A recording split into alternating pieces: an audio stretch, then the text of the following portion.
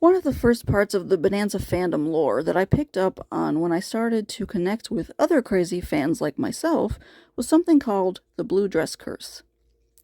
To sum it up, quite often, if we see a female character in a blue dress, they will probably wind up dead, or at the very least, breaking a Cartwright heart.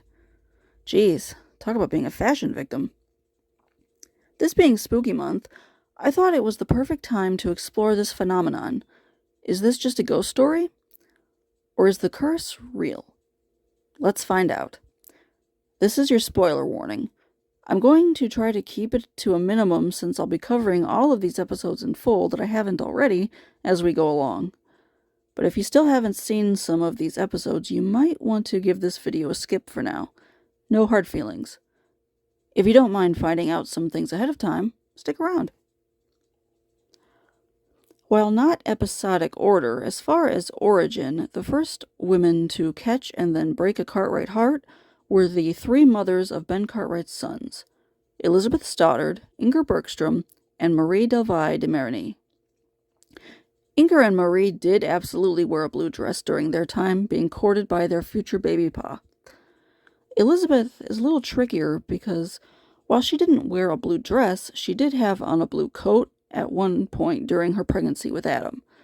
That pregnancy would lead to complications which would wind up taking her life shortly after Adam's birth, a common threat to women of that era. I'm going to go ahead and count it. Going by episode now, the first time we see this alleged curse in action is the newcomers. Sort of. Emily wears a blue skirt, and she does die at the end after she and Hoss fall in love. The next to kick it is Julia Bulette, but she never wore a blue dress.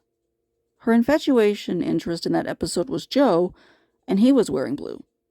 Doesn't count, though. Julia Bulette did live and die in real life.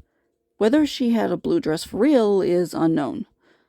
In Magnificent Ada, Ben's love interest and title character does don a stunning blue number, but does not die in the end.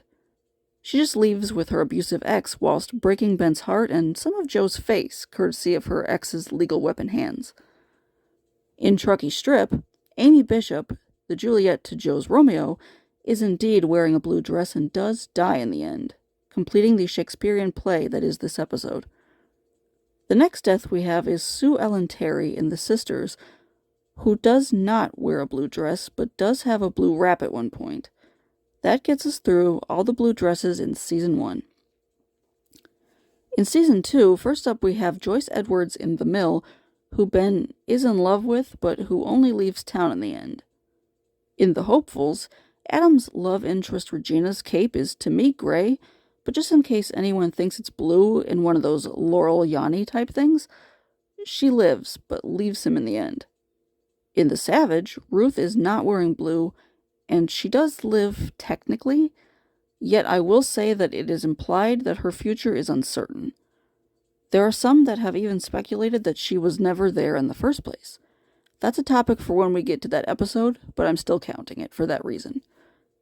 In The Courtship, Helen Layton is wearing a blue riding shirt at one point.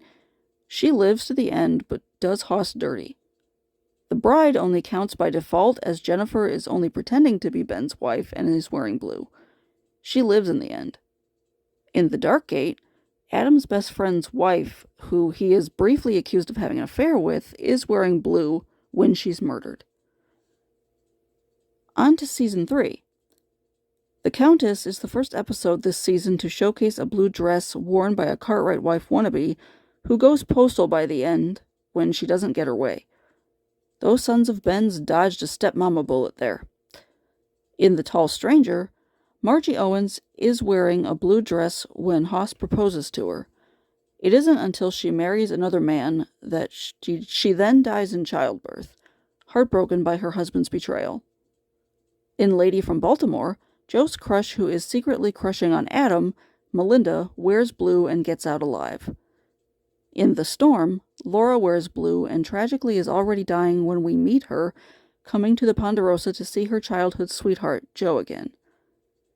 In The Wooing of Abigail Jones, schoolteacher Miss Jones, who has a huge crush on Adam, is wearing blue, but she never winds up being a Cartwright love interest, so she makes it out alive if not lucky in the husband department. More on my feelings about that later. In The Dowry, Jo has a flirtation with a woman who you could say is wearing a stunning blue dress. But since she stays with her fiancé, she gets out alive. Next is Season 4, and the war comes to Washoe, where Jo's love interest, Morvath, is wearing blue and gets out alive.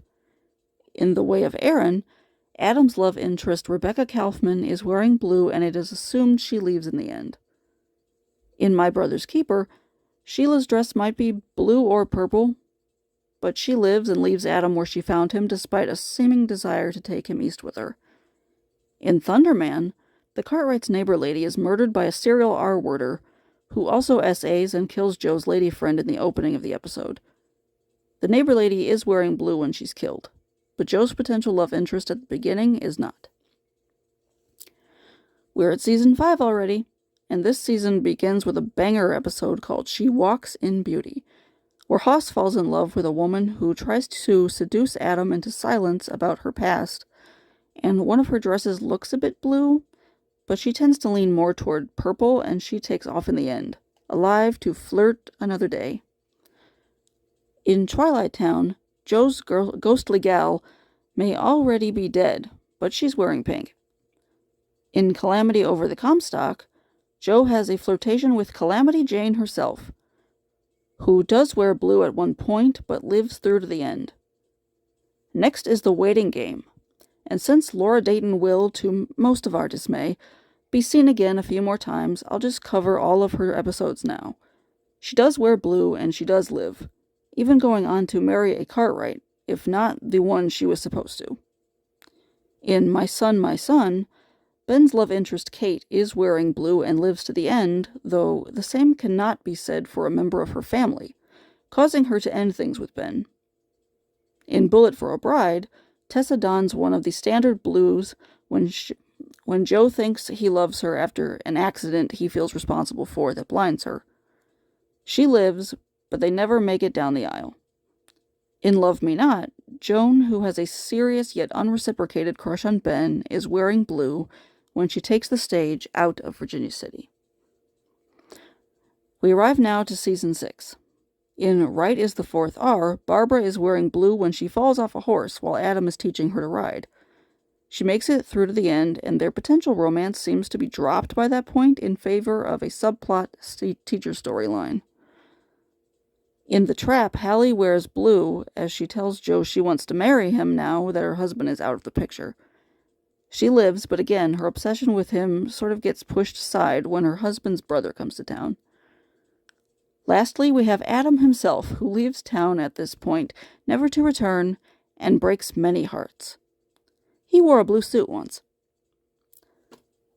Season 7.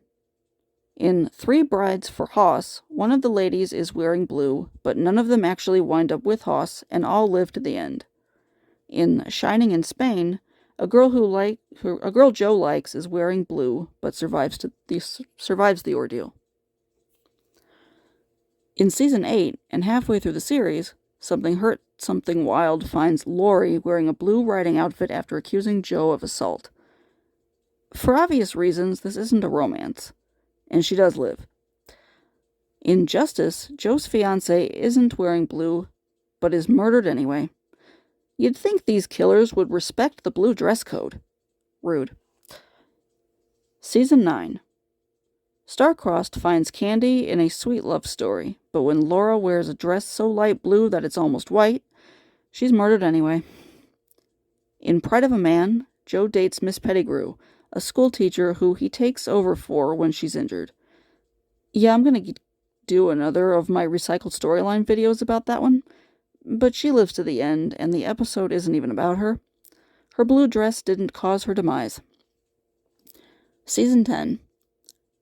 In Queen High, Jo and Candy have an entertaining time fighting over a girl who does wear blue, but leaves with someone else in the end. In Mrs. Wharton and the Lesser Breeds, Candy develops a friendship with an older lady who does wear blue, but does just fine. In Aaron, Hoss falls in love with a woman who was raised by the Sioux and who is hated by some of the Cartwright neighbors for it. She is killed in the end, after wearing a lovely shade of blue, and Hoss's heartbreak kills me. In Emily, Joe's former love comes back and tries to run away with him, although she's married. She wears blue and causes Joe a lot of trouble, living to reconcile her marriage in the end. In season 11's version of The Witness, a fibbing girl who has a bad case of puppy love for Joe wears blue and is actually at risk of being killed by some bank robbers, but makes it to the end. And that's the only blue dress love interest we see in this season. Season 12, A Time to Die, finds Ben's love interest April being bitten by a rabid wolf, and she slowly succumbs to the disease by the end. Any guesses on what color she's wearing when the wolf attacks her? Clearly he's heard the rumors. Season 13, The Iron Butterfly, Hoss falls for an actress and takes the blame for her when a former suitor comes after her and she kills him. She wears blue, and she survives to the end. And we reach season 14, the finale season of the show. Joe kicks off the season by getting married. His happy life with Alice is short, as she is murdered soon after, and she does it all without wearing a blue dress a single time. In The Marriage of Theodore Duffy, Griff poses as the husband of a woman who is an undercover marshal. She lives but breaks his heart in the end. She wears blue and gets away with it. So that's it. That's the list. Does it live up to the hype? Well, I think we found that not all ladies donning the blue end up with skin the same color. Plenty do, to be sure. That being said, there's a lot of ladies who meet untimely ends in this show. It's still a fun little theory that we in the fandom have spread over the years. As for me, blue is actually my favorite color, but I promise not to wear it when I move to the Ponderosa and marry Adam. In the meantime, the Ponderosa podcast isn't becoming a costume rating channel, but I'd be happy to do another video like this if you liked it. Also, let me know in the comments who wore your favorite blue dress from the show. Happy spooky season!